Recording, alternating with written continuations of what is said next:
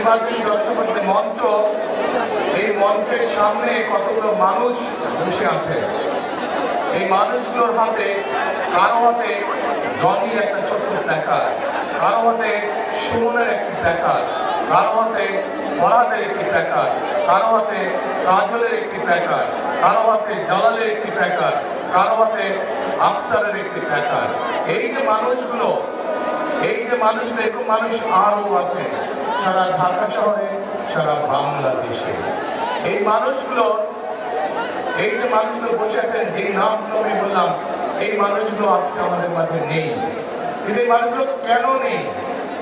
এই মানুষগুলো এই যে 12 তারিখে নির্বাচনে যে আপনারা ভোট দিতে যাবেন, অর্থাৎ আপনাদের যে রাজনৈতিক অধিকার আপনারা প্রয়োগ করতে যাচ্ছেন, এই অধিকার আদায়ের জন্য এই মানুষগুলোকে শহীদ হতে হয়েছে।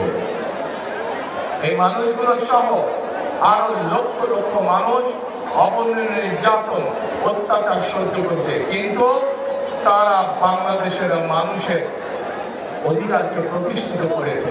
তারা এই দেশ থেকে স্বৈরাচারকে গত 5ই আগস্ট বিদায় করেছে। প্রিয় ভাই বোনেরা, আজ 12 তারিখে বাংলাদেশের মানুষের বহুল প্রত্যাশিত সেই নির্বাচন, যেখানে মানুষ তার ইচ্ছা মতন, তার পছন্দের মতন মানুষদেরকে ভোট দিতে চায়, সেই পরিস্থিতি আজকে তৈরি হয়েছে। এখন প্রিয় ভাই বোনেরা, এই যে পরিস্থিতি, এই যে ভোট দেওয়া, এই যে 12 তারিখের যে বিষয়টি, এইটি শুধুমাত্র ভোট দেওয়ার ভিতরে সীমাবদ্ধ রাখলে চলবে না।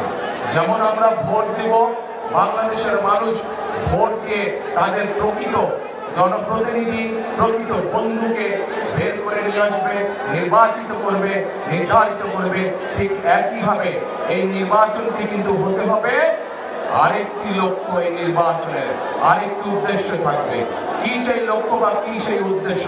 সেই লক্ষ্য বা উদ্দেশ্য হচ্ছে দেশকে আমাদের পুনর্গঠন করতে হবে। বাংলাদেশকে পুনর্গঠন করতে হবে, নতুন করে তৈরি করতে হবে। আপনারা কি দেশ পুনর্গঠনে আছেন? আমরা কি একসাথে কাজ করে এই দেশকে তৈরি করব? ইনশাআল্লাহ। প্রিয় ভাই বোনেরা, এই যে একটু আগে হাবিব এখানে তার এলাকার সমস্যার কথা বলেছে। হাবিব বলেছে এই এলাকায় খেলার মাঠ নাই। আমাদের কি এলাকায় খেলার মাঠ আছে? নাই। দরকার আছে? তাহলে আসুন 12 তারিখে ধানের শীষকে নির্বাচিত করে, 12 তারিখে বাংলাদেশে ধানের শীষের সরকার প্রতিষ্ঠা করে আমরা খেলার মাঠ তৈরি করার কাজে ইনশাআল্লাহ হাত দিব। জনগণের যদি খেলার মাঠ প্রয়োজন হয়, ইনশাআল্লাহ বিএনপি সরকার খেলার মাঠ তৈরি করবে ইনশাআল্লাহ। প্রিয় ভাই বোনেরা, এই এলাকার মানুষের আরেকটি সমস্যার কথা আপনাদের সন্তান হাবিব উল্লেখ করেছে, সেটি হচ্ছে মানুষের চিকিৎসা সুবিধা। এখানে যে হাসপাতালটি আছে, এই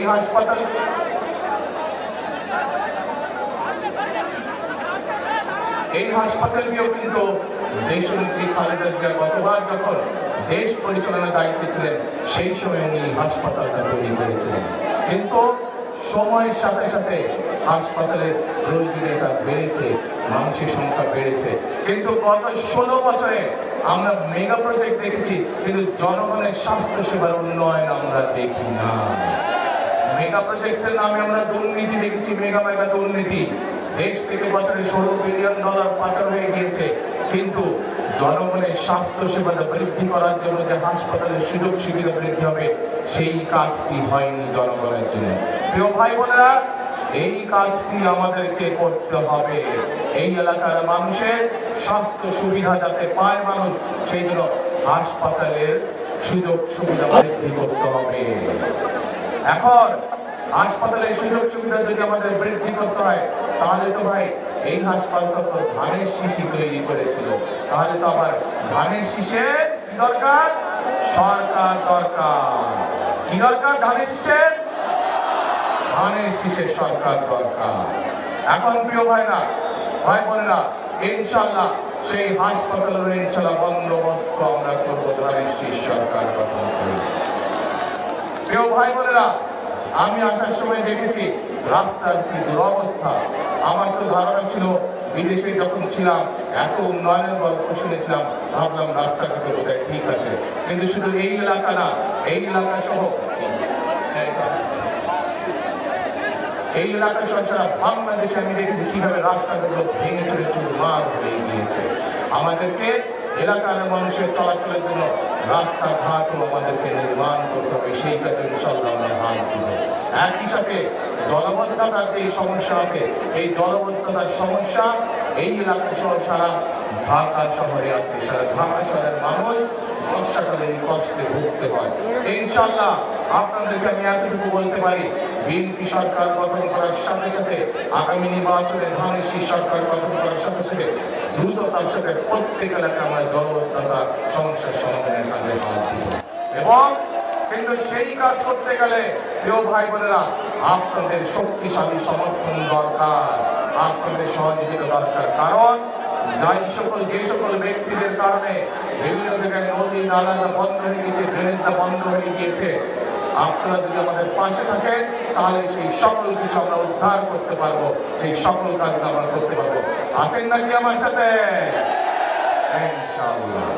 প্রিয় ভাই বোনেরা, আমাদের এখানে আপনাদের এলাকায় আরেকটি খুব সম্মত বড় একটি বিষয় আছে, সেটা হচ্ছে একটি ব্রিজের কথা।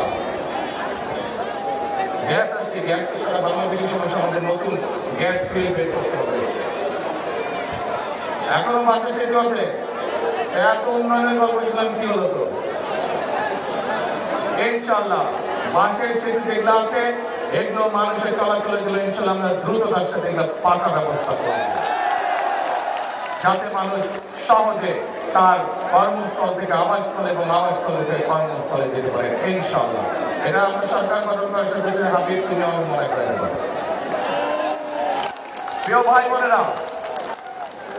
ভাই বোনেরা, আমি আগেই বলেছি, এই যে নির্বাচন আসছে, এই নির্বাচনে যেমন আমরা আমাদের রাজনৈতিক অধিকারকে প্রতিষ্ঠিত করতে চাইছি, ঠিক একইভাবে আমরা এই নির্বাচনকে কাজে লাগাতে হবে দেশ গঠনের কাজে। এই মুহূর্তে প্রিয় ভাই বোনেরা, বাংলাদেশে যতগুলো রাজনৈতিক দল আছে যারা নির্বাচন করছে, তাদের মধ্যে একমাত্র বিএনপি সেই রাজনৈতিক দল, যেই রাজনৈতিক দলের কর্মসূচি আছে, যেই রাজনৈতিক দলের পরিকল্পনা আছে দেশ গঠনের, যাদের কর্মসূচি আছে দেশের মানুষের ভাগ্য পরিবর্তনের জন্য। প্রিয় ভাই বোনেরা, বিএনপি এই মুহূর্তে একমাত্র রাজনৈতিক দল যাদের অভিজ্ঞতা আছে দেশ পরিচালনা করার জন্য। এই মুহূর্তে আর কোন রাজনৈতিক দল আছে যাদের অভিজ্ঞতা আছে দেশ চালানোর? নাই প্রিয় ভাই বোনেরা, দেশ চালানোর অভিজ্ঞতার কারণ নাই। কাজেই এই 20 কোটি মানুষের দেশের যে সকল সুবিধা অসুবিধা সমস্যা আছে সেগুলো যদি সমাধান করতে হয়, একমাত্র সেগুলি বিএনপি পক্ষে করা সম্ভব। কারণ অতীতে আমরা দেখেছি 1974 সালে যখন দুর্ভিক্ষ হয়েছিল, পরবর্তীতে যখন শহীদ রাষ্ট্রপতি জিয়াউর রহমানের কাঁধে এসে দেশ পরিচালনার দায়িত্ব পারে, জিয়াউর রহমান শুধু দুর্ভিক্ষ কবল থেকেই বাংলাদেশকে রক্ষা করেন নাই, উনি বাংলাদেশের খাদ্য উৎপাদন দ্বিগুণ করেছিলেন, একই সাথে বিদেশে খাদ্য পর্যন্ত রপ্তানি করেছিলেন। আগে দুর্ভিক্ষ পীড়িত বাংলাদেশকে খাদ্যে স্বয়ংসম্পূর্ণ করেছিল বিএনপি সরকার শহীদ জিয়ার নেতৃত্বে। প্রিয় ভাই বোনেরা, 90-এর স্বৈরাচারের বিদায়ের পরে যখন দেশে কর্মসংস্থানের সমস্যা, যখন দেশে বিভিন্ন অরাজকতা, সেই সময় দেশনেত্রী খালেদা জিয়া শক্তভাবে হাত ধরেছিলেন বলে আজকে আমরা দেখেছি যে 90-এর সেই প্রথম খালেদা জিয়ার প্রথম শাসনামলে হাজার হাজার মিল ফ্যাক্টরি হয়েছিল এবং মানুষের কর্মসংস্থানের ব্যবস্থা হয়েছিল। শুধু তাই নয়, আমরা দেখেছি খালেদা জিয়া কিভাবে এই দেশের মেয়েদের শিক্ষিত করার জন্য ক্লাস 1 থেকে ইন্টারমিডিয়েট পর্যন্ত শিক্ষা ব্যবস্থা মেয়েদের জন্য ফ্রি করে দিয়েছিলেন। প্রিয় ভাই বোনেরা, এই সকল বিষয় থেকে প্রমাণিত হয় যে দেশ যদি পরিচালনা করতে কেউ জানে, কোন রাজনৈতিক দল জানে, সেটি হচ্ছে বিএনপি। প্রিয় ভাই বোনেরা, 2001 সালে যখন বিএনপি সরকার গঠন করে আপনাদের সমর্থন নিয়ে, বাংলাদেশের জনগণের সমর্থন নিয়ে, তখন বিএনপির কাঁধে ছিল তখন বাংলাদেশের কাঁধে ছিল দুর্নীতির তকমা। বেগম খালেদা জিয়ার নেতৃত্বে পরিচালিত সরকার 2006 সালে যখন সরকার ছেড়ে দেয়, তখন বেগম খালেদা জিয়া সরকার সেই বাংলাদেশকে দুর্নীতির তকমা থেকে বের করে আনতে সক্ষম হয়েছিলেন। আগে এই দেশে যে দুর্নীতি গত 16 বছর ধরে আমরা দেখেছি, সেই দুর্নীতি থেকে যদি দেশকে বের করতে হয় তাহলে একমাত্র বিএনপির পক্ষেই সেটি করা সম্ভব। কারণ বিএনপির সেই অভিজ্ঞতা আছে। খালেদা জিয়ার সময়ে দুর্নীতি দমন কমিশন যেটা করা হয়েছিল সেটিকে সম্পূর্ণ স্বাধীন রাখা হয়েছিল। যে কোনো ব্যক্তি যদি দুর্নীতি তদন্ত করতে হতো তাহলে তারা স্বাধীনভাবে তদন্ত করতে পারত, তাদেরকে সরকারের পক্ষ থেকে কোন রকম পারমিশন নেওয়ার দরকার ছিল না। খালেদা জিয়ার সেই হিম্মত ছিল বলেই, বিএনপি সরকারের সেই হিম্মত ছিল বলে তারা দুর্নীতি দমন কমিশনকে 100% স্বাধীন করে দিয়েছিল। প্রিয় ভাই বোনেরা, এই দেশের আইন শৃঙ্খলা যদি বলতে হয়, শহীদ রাষ্ট্রপতি জিয়াউর রহমানের শাসনামল, এখানে বহু মুরব্বী উপস্থিত আছে। মুরব্বীদের কাছে জিজ্ঞেস করলেই জানা যাবে যে দেশ স্বাধীনের পরে যারা দেশ পরিচালনার দায়িত্ব ছিল তাদের সময় দেশের শাসন ব্যবস্থা কি ছিল, এবং পরবর্তীতে যখন শহীদ রাষ্ট্রপতি, এই যে এখানে মুক্তিযোদ্ধারাও আছেন, মুক্তিযোদ্ধারা বলতে পারবেন যে দেশ স্বাধীনের পরে দেশের আইন শৃঙ্খলার অবস্থা কি ছিল। কিন্তু পরবর্তীতে যখন শহীদ রাষ্ট্রপতি জিয়াউর রহমান দেশের পরিচালনার দায়িত্ব পেলেন, কিভাবে উন্নয়ন হয়েছিল দেশের আইন শৃঙ্খলা অবস্থা। একইভাবে দেশ ও নেত্রী খালেদা জিয়া যখন দেশের শাসন পরিচালনা করছিলেন, সেই সময় কিভাবে চাঁদাবাজি, কিভাবে বিভিন্ন আইন শৃঙ্খলা পরিস্থিতি নিয়ন্ত্রণ করেছিলেন। মা বোনেরা সেই সব নিরাপদে যে কোনো সময় রাস্তায় হাঁটাচলা করতে পারত। ক্ষুদ্র ব্যবসায়ীরা, ক্ষুদ্র মাঝারি সকল ধরনের ব্যবসায়ীরা নিরাপদে তাদের ব্যবসা বাণিজ্য সবকিছু করতে পারত। অর্থাৎ এই রেকর্ড ও বিএনপি আছে কিভাবে দেশকে দুর্নীতির থেকে টানলে বের করে নিয়ে আসতে হয়, কিভাবে দেশের আইন শৃঙ্খলা রক্ষা করতে হয়, কিভাবে মানুষের বেকার যুবকদের কর্মসংস্থানের ব্যবস্থা করতে হয়, কিভাবে নারীদের শিক্ষার ব্যবস্থা করতে হয়, কিভাবে দেশে মিল কারখানা তৈরি করে কর্মসংস্থানের ব্যবস্থা করতে, এই সকল কিছু অভিজ্ঞতা বিএনপি আছে। সেজন্যই আমি আপনাদেরকে বলেছি যে দেশকে যদি সঠিকভাবে পরিচালনা করতে হয় দরকার কর্মসূচি। দেশকে যদি মানুষের প্রত্যাশা অনুযায়ী দেশ পরিচালনা করতে হয় তাহলে দরকার পরিকল্পনা, যা বিএনপি আছে। এবং দেশকে যদি সামনের দিকে নিয়ে যেতে হয়, 20 কোটি মানুষের দেশ চালানো এত সহজ ব্যাপার নয়, কিন্তু সেটির জন্য দরকার অভিজ্ঞতা। এবং সেই অভিজ্ঞতা একমাত্র কোন দলের আছে? বিএনপি আছে। প্রিয় ভাই বোনেরা, আমরা আন্দোলন সংগ্রাম করেছি, আমাদের সহকর্মীরা, আমাদের ছোট ভাইরা গত 16 বছর জীবন উৎসর্গ করেছে। গত জুলাই আগস্টে বহু মানুষ জীবন উৎসর্গ করেছে। মুক্তিযোদ্ধারা 1971 সালে জীবন বাঁচিয়ে জীবন উৎসর্গ করে এই দেশকে স্বাধীন করেছে। জুলাই যোদ্ধারা 24 সালে স্বাধীনতাকে রক্ষা করেছে। এখন আমাদেরকে দেশ গঠন করতে হবে। এই দেশকে বাংলাদেশের মানুষের প্রত্যাশিত দেশে আমাদেরকে গড়ে তুলতে হবে। এবং সেটি যদি কাজ করতে হয় তাহলে সঠিক দলকে বাছাই করতে হবে। কোন সেই সঠিক দল? ধানের শীষ। সঠিক ব্যক্তিকে বাছাই করতে হবে। কোন সেই সঠিক ব্যক্তি? ঢাকা 9-এর জন্য দাঁড়াতে হবে। এই হচ্ছে হবে আপনাদের এলাকার সন্তান, আমার ছোট ভাই। তার আগে আমি আজকে আনুষ্ঠানিকভাবে ধানের শীষ করে দিচ্ছি। এই ছেলেটি এই এলাকায় সারা জীবন ধরে বড় হয়েছে, এই এলাকার মানুষের পাশে থেকেছে, বিপদে আপদে সকল সময় এই এলাকার মানুষের পাশে দাঁড়িয়েছে। কাজেই এই এলাকায় যার বেড়ে ওঠা, এই এলাকার মানুষের সাথে যার উঠা বসা, একমাত্র তারই পক্ষে সম্ভব এই এলাকার উন্নয়ন করা। একমাত্র তারই পক্ষে সম্ভব এই এলাকার মানুষের বিপদে আপদে তাদের পাশে থাকা, তাদেরকে শক্তি যোগানো। আমরা কি হাবিবকে ইনশাল্লাহ নির্বাচিত করবো ধানের শীষে? ইনশাল্লাহ। হাবিবকে আপনারা 12 তারিখ পর্যন্ত দেখে রাখবেন। 12 তারিখে ইনশাল্লাহ নির্বাচিত হলে 13 তারিখ থেকে হাবিবের দায়িত্ব হচ্ছে এই ঢাকা 9 এলাকার প্রত্যেকটি মানুষকে দেখে রাখা, এলাকার উন্নয়ন দেখে রাখা। এবং হাবিবকে আমি দেখে রাখবো যাতে এলাকার জন্য সে কাজ করছে। প্রিয় ভাই বোনেরা, কথা অনেক হয়ে গিয়েছে। এখন কথা আমাদেরকে বন্ধ করতে হবে, আমাদেরকে এখন কাজ করতে হবে। কিসের কাজ? দেশ গঠনের কাজ করতে হবে। দেশনেত্রী বেগম খালেদা জিয়া, সকলেই আপনারা এই মানুষটিকে চেনেন। এই মানুষটি শত অত্যাচার, নির্যাতন, জুলুমের মুখোমুখি হয়েছে এবং তার সাক্ষী এখানে উপস্থিত প্রত্যেকটি মানুষ। কিন্তু এই খালেদা জিয়াকে প্রস্তাব দেওয়া হয়েছিল স্বৈরাচারের পক্ষ থেকে যে উনি যদি বিদেশ চলে যান তাহলে সকল জেল জুলুম থেকে তাকে মুক্তি দেওয়া হবে। খালেদা জিয়া একটি কথা বলেছিলেন, বাংলাদেশ আমার প্রথম ঠিকানা, বাংলাদেশ আমার শেষ ঠিকানা, বাংলাদেশের মানুষ আমার পরিবার, আমি এদেরকে ছেড়ে কোথাও যাব না।